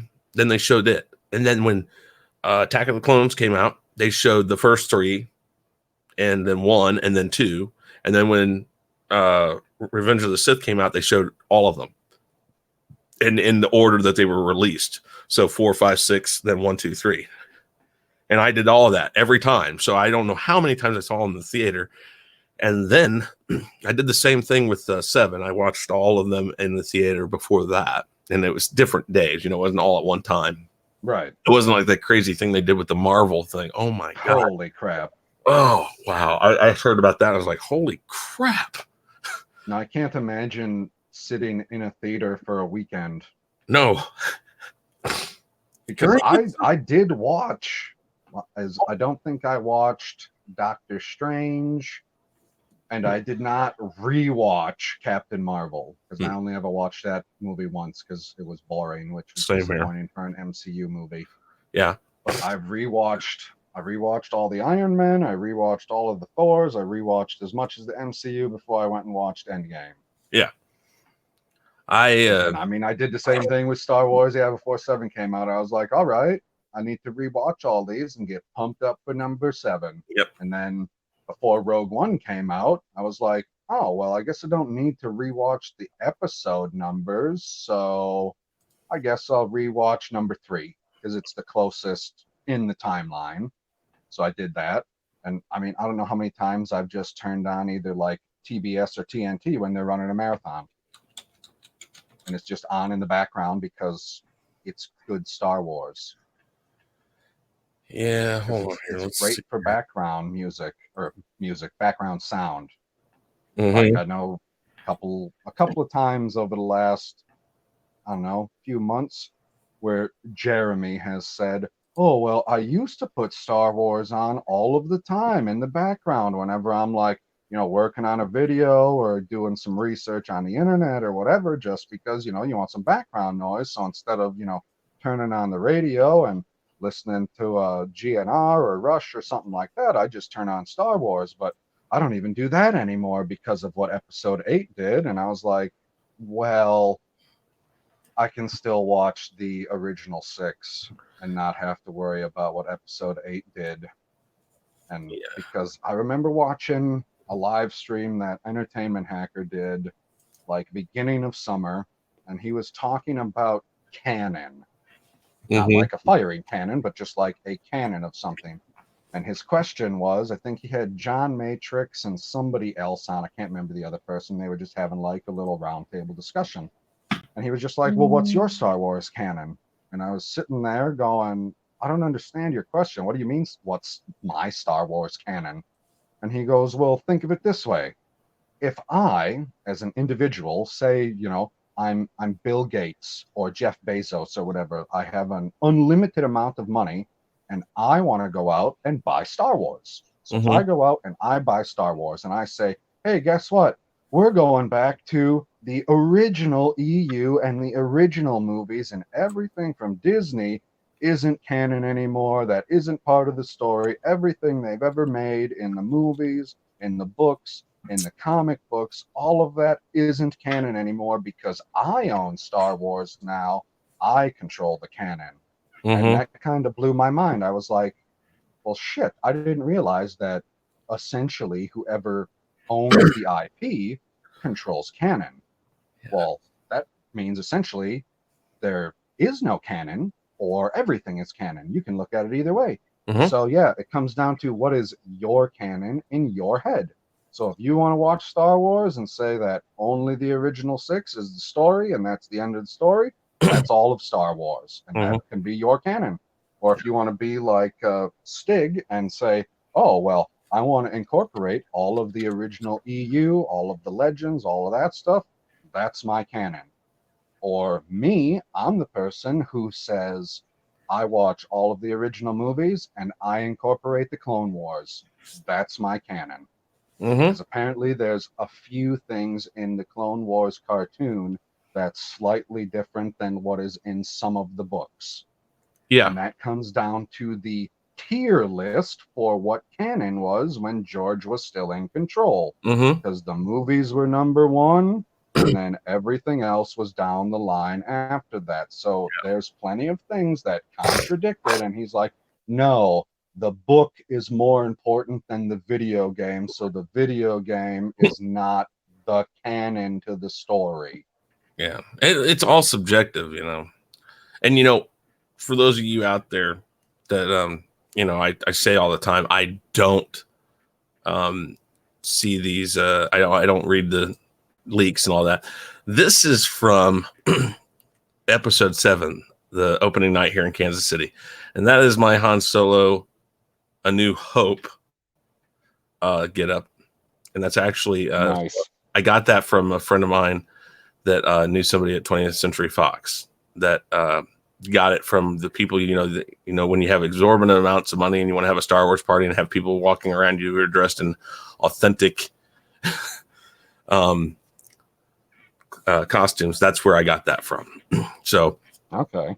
But I went there. I didn't know he was going to die. And I was the only person dressed as Han Solo. I walk in, on stage. They had all of us who were in cosplay come up on stage. I'm up there. Everybody's giving me this look like, yeah, you don't know what happens, do you? Yeah, I didn't. So, well, with that, we're going to go ahead and call this a night. But before we do that, we have to do this. But we argued so much. This was so terrible. I know. Oh, we're just screaming at each other constantly. I don't know how we could have such a civil discussion. I don't know how that happened. It's crazy. And we even agreed in a lot of things. What the hell? Okay, everybody, this isn't happening. We're going to erase this one. Next week, we're coming back and we're going to go at it. Fuck The Last Jedi. It's trash. It's the worst movie I've ever seen. It's the most awesome thing ever. Which God. I could never say. Okay, good. I feel better. Sorry, hold on. Just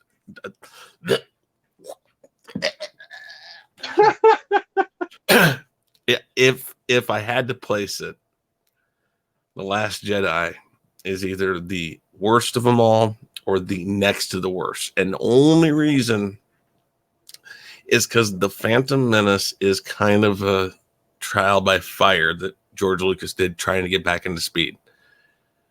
But with the pod race sequence, that kind of beats it. So, you know, The Last Jedi is the worst of all of them so far. Absolutely. I mean, it's got the pod race sequence and the final lightsaber battle. That right there, yeah, that lightsaber battle at the end between them and Darth Maul. Oh my god, awesome. Ray Park. I would like to know how many hours he practiced with a dual blade like that.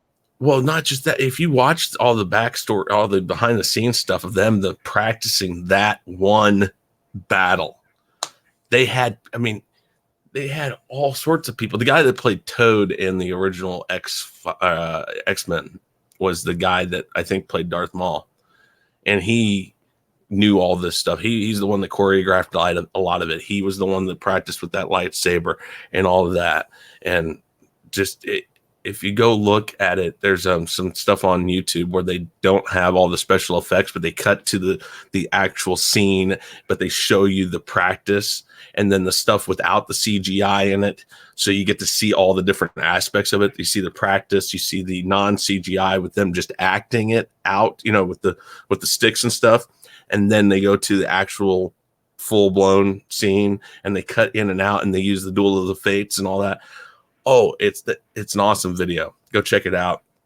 If I can find it, I will put it in the description of this video, just because of the reference. But we're going to go to the Wheel of Names. This is the ultimate Wheel of Names. And as you see, there's lots of people on here. And Excellent. We're going to spin. It goes round and round and round. It goes where it stops. Bankrupt. Uh-oh. Oh, Australian. Oh, no. I'll have to get with Flip about this, see, make sure that he can do it next week. But if not, we'll have somebody else on and we'll figure it out, or we'll just do I'll just get on here and talk crap all day long. So either way. So guys, thank you very much for showing up. PB, thank you very much for coming back for a second week. I enjoyed our conversation. Both Marvel and Star Wars. Excellent. Go ahead. We didn't do this. We just kind of jumped right in. But tell everybody where they can find you, what you're about, and the things you do with your channel and all that. Oh, yeah, I'm PB. You can find me at Pop Culture PB on YouTube and on Twitter. I do videos talking about Star Wars and Marvel and High Council highlights. So if you'd like to enjoy a laugh, pop over to my channel and check it out. There you go.